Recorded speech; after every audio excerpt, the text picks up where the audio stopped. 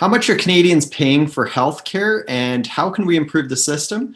Today, I'm going to be talking to Nadim Esmail. He's a senior fellow at the Fraser Institute about some of their really fascinating healthcare research that they've been working on over the past while. So Nadim, thanks for taking a few minutes to talk to me.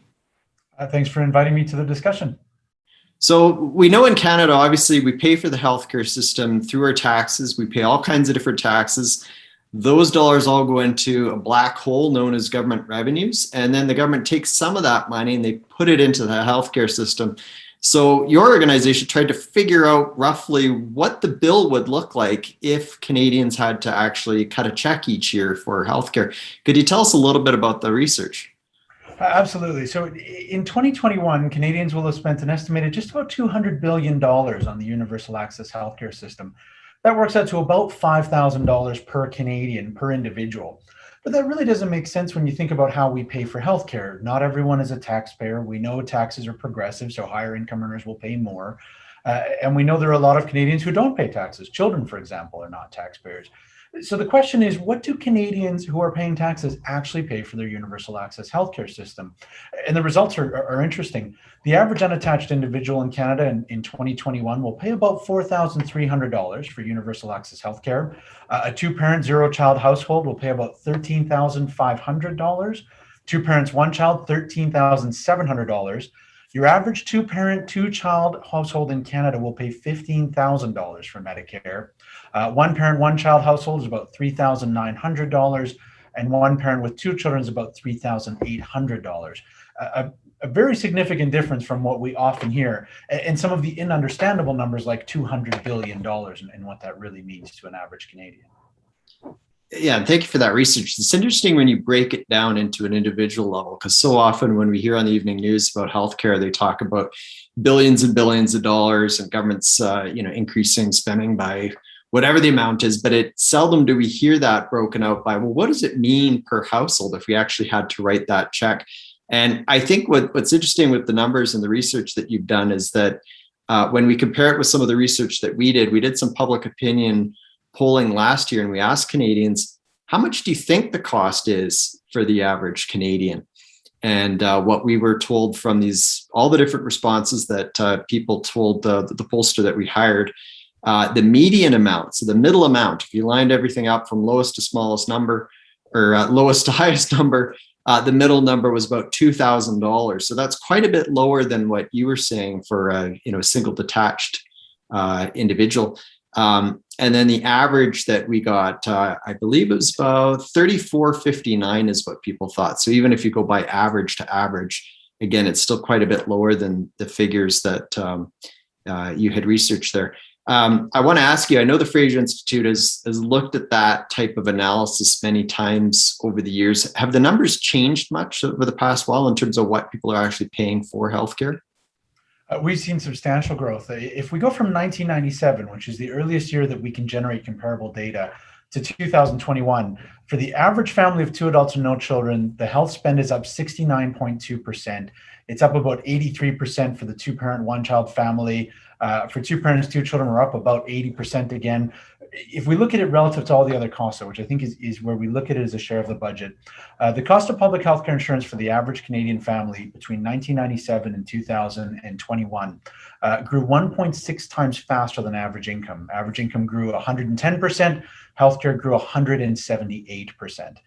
It grew faster than the cost of clothing, about 3.5 times as fast as the cost of clothing, about twice as fast as the cost of food, and about 1.7 times as fast as the cost of shelters. So healthcare spending is taking up an increasing proportion of the Canadian family's budget, just as it has been taking up an increasing proportion of government finances.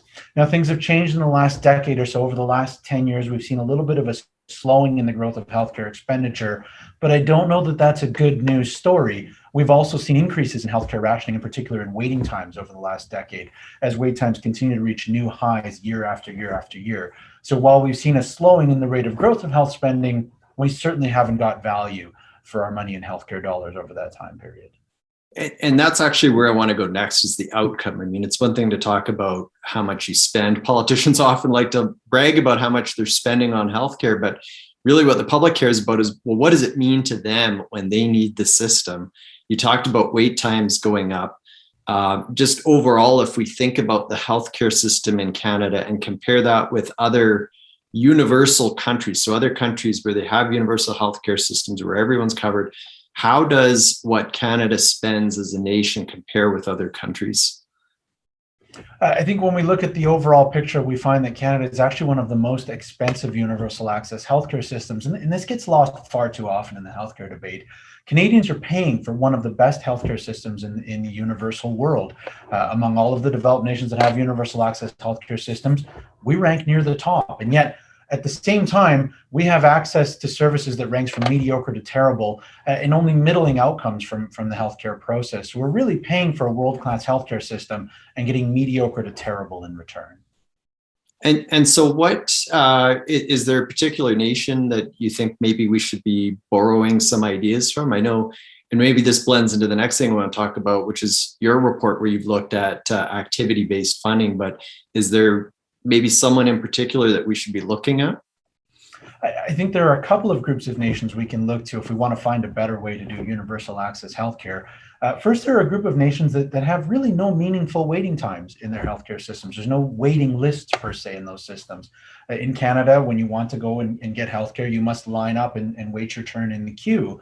Whereas in nations like Austria, Belgium, France, Germany, Japan, Luxembourg, Switzerland, and now the Netherlands, your access to healthcare is determined by scheduling differences. You're busy Tuesday, the facility might be busy Wednesday, Thursday, but we can squeeze you in Friday, sort of like scheduling an oil change for your car or a haircut for yourself. All of these nations, and very interestingly, all of these nations have universal access healthcare systems, access to care regardless of ability to pay, but provided in a time frame that provides comfort and peace of mind. And they have cost sharing or user fees. They have activity-based funding for hospital care. They have private provision of universally accessible hospital services, and they have a private parallel healthcare sector. All things we're continuously told in Canada would destroy Medicare are working to the benefit of patients and to the benefit of taxpayers and payers in these countries. Remember, the majority of these countries spend less than Canada does on healthcare, and a couple of them are competitive with us, but not meaningfully more costly.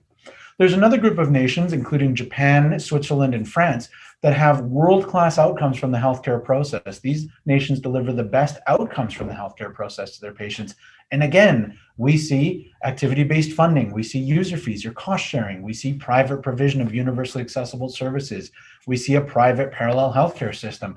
The lessons are the same, whether we look to the no waiting list countries or we look to the countries with the best outcomes from the healthcare process. Canada is doing healthcare policy wrong. And I think that's interesting what you guys have concluded, because whenever I've seen the Commonwealth Fund's report, they come at it from, I think, a bit of a different perspective, but they come to a similar conclusion, and that is that Canada's spending a lot on healthcare, but we don't rank too well compared with other nations, even including other countries with universal healthcare systems. Their most recent report, I think, had us coming in ninth out of 11 countries. So we were far from the top. But like you say, we're spending a lot. You had mentioned their activity-based funding, and I don't think that that's an idea that gets enough discussion in this country. And that's one of the reasons why I wanted to talk to you about that. Could you just, for people who are not familiar with that term, what does that actually mean if we started to do that with our healthcare system? And what would be the benefits if you're maybe on a waiting list right now? Maybe you've been told it's a year for your hip surgery or 6 months to get your echocardiogram or whatever it is. How does that, using that policy tool, end up helping patients? Today in Canada, hospitals are largely paid on what's known as a global budget basis or a globally funded basis. And that effectively means hospitals get a large bag of cash each year to look after patients. That means every patient is a drain on the hospital's resources, a drain on the budget. So hospitals today perceive every patient as a reduction in the monies they will have left over to care for other patients and to do all the other things that they wish to do. Activity-based funding turns this system on its head. It takes the patient from a cost to a source of revenue, because activity-based funding ties to every patient an amount of money based on their particular care needs and their particular circumstances. So adjusting for comorbidities, adjusting for age, and so on. So now hospitals no longer perceive patients as a drain on the budget. They perceive patients as a way to increase the budget. And that changes the incentives entirely for the hospital. What we see around the developed world when we look at what happened when activity-based funding was increased is we see an improvement in cost efficiency. We see an improvement in access to services and the availability of services. We see improvements in patient satisfaction with the hospital system, in part because waiting lists fall. And we see generally a shift towards a more patient-focused hospital system, because now hospitals are the source of our patients are the source of revenues for the hospital. So if I'm the Grace Hospital in Winnipeg and a patient comes in and they need let's say, hip surgery, following that patient would be basically sort of like a check from the government saying, here's X amount of money to provide that service to that patient. Is that kind of how it works? Very much. Today, a patient shows up for hip surgery, we take some of the budget, we look after them. Under activity-based funding, that patient comes in and says, here's my ticket. This is what the government's going to pay you for my hip surgery. Also, I happen to have a blood issue, which will increase your payment because I'm a little more complex and I'm a little older. So that, again, that may increase your payment because I'm a little more complex. We adjust for the complexity of the patient to ensure that the hospital is funded for that patient's care. Mm-hmm. And now all of a sudden, the hospital wants to make sure that they have empty beds ready to accept the patient, that they have extra OR time to treat as many patients as they possibly can, that they're attracting great physicians because they know that's going to attract more patients. It changes the entire system and the way it operates. And so now to just flip things a bit, if I'm the patient and I'm walking in, I don't really notice a change, do I? I think you notice a meaningful change, but not a change in your universal access to the healthcare system. Remember, this is a policy that's been adopted across the universal access world. It's been adopted by Sweden in the 1990s, by Italy in the 1990s, by France, by Germany, by Switzerland, all countries that maintain universal access to care regardless of ability to pay. But all of a sudden, as the patient, you're walking into a hospital that wants the shortest waiting list possible because they want you to come to this hospital. You're coming to a hospital that is very interested in your experience because they want you to tell others that this is a good hospital to go to so that other patients will come to this hospital. Today, the hospital benefits from none of these things. Today, having a healthy patient blocking a bed to keep sick patients out saves the hospital budget. Closing hospital beds, closing ORs early is financially beneficial to a Canadian hospital, not under activity-based funding. So it's very different as a patient in terms of the hospital's responsiveness to your particular situation. And sorry, Nadeem, I should have been more clear there. I'm thinking in terms of a patient paying, I would still walk in, I would get my hip surgery, I wouldn't have to pay anything. It would just change the incentive model so that the hospital would want me to come and they want me to bring my friends that also need hip surgeries, because every one of us would be representing more funding for the hospital each time they would provide that service. Am I getting that correct? Exactly. The care is provided under the terms and conditions of the universal access healthcare system, which in a Canadian province means under Medicare, your Medicare card pays the entire bill, and the hospital is funded by the government, not by the patient. This is all about changing the way we pay for hospital services and better aligning the incentives for the hospital with those of patients who just want high quality care delivered in a time frame that provides comfort and peace of mind, and those of taxpayers who want to make sure that care is delivered efficiently, that it's delivered well, and that it's delivered at reasonable cost. And if I play devil's advocate a bit here, and I'm thinking of this from the politician's perspective, right now, because they manage healthcare funding, they ration it out, they give hospitals X amount of money each year. If these hospitals now have the incentive to do even more, say, hip surgeries or knee surgeries or whatever it is, does that lead to an increase in spending if from the politician's perspective, are they going to have to fund hospitals more? Well, I think from the politician's perspective, we increase complexity. Global budgets are administratively simple, so it does increase complexity. And there is the potential that hospitals will provide more services and costs will go up. But is that necessarily a bad thing?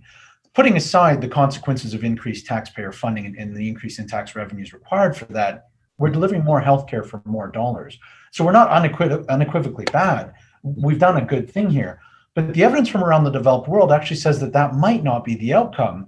The outcome might be that we deliver more healthcare services for the same or fewer dollars. Let's look at Stockholm County in Sweden, for example.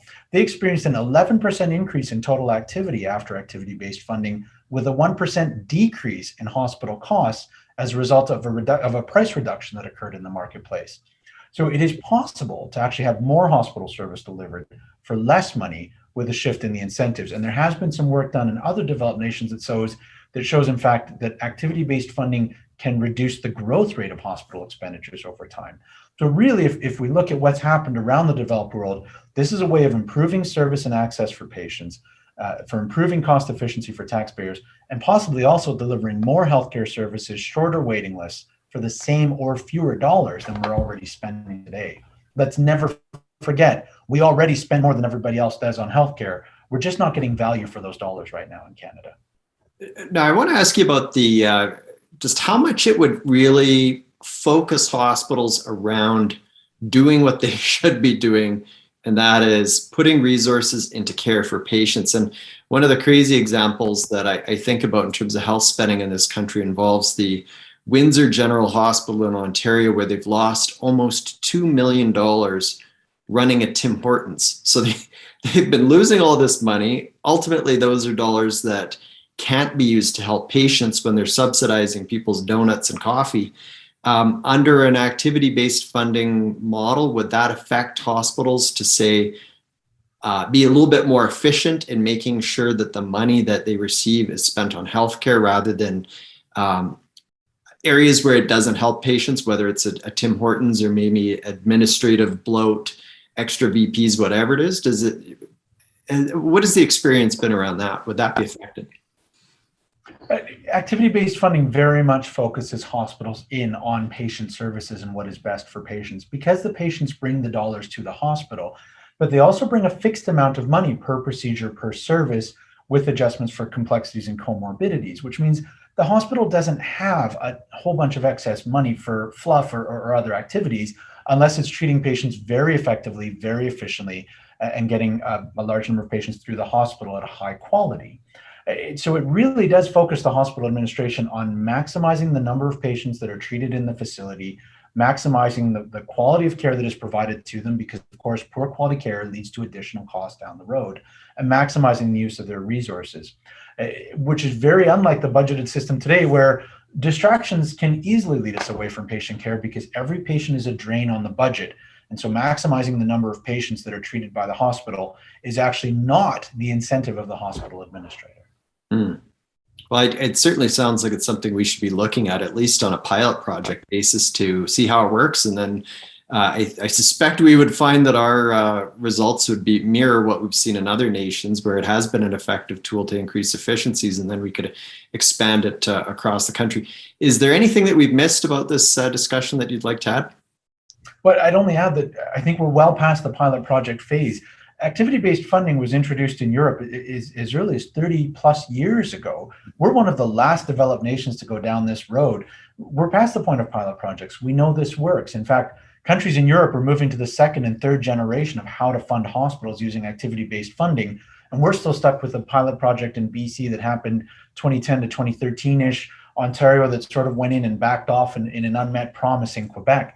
It's well time we reform the way we pay for hospital care in this country, and it's well time we started better serving the interests of patients and the interests of taxpayers who fund their care. And let us never forget that we have one of the most expensive universal access healthcare systems in the developed world, and yet we receive access to services that ranges from mediocre to terrible.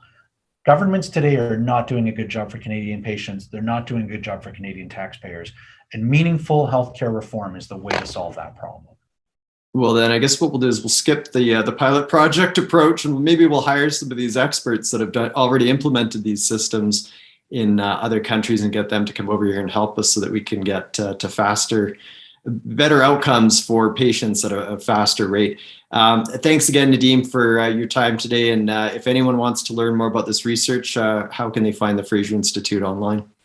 They can find us at www.fraserinstitute.org. Everything we've talked about today is in the research papers there under our health section, and there's a lot more detail available in those papers. Thanks for your time.